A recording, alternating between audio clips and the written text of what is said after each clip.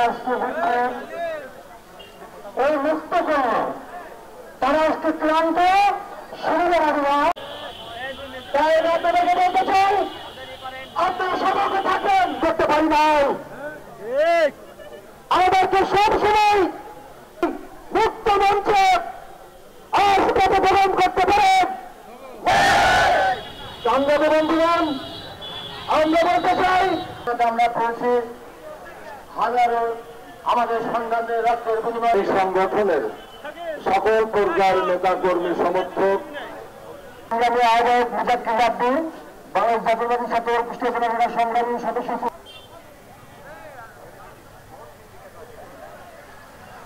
দেখা হবে আজকে।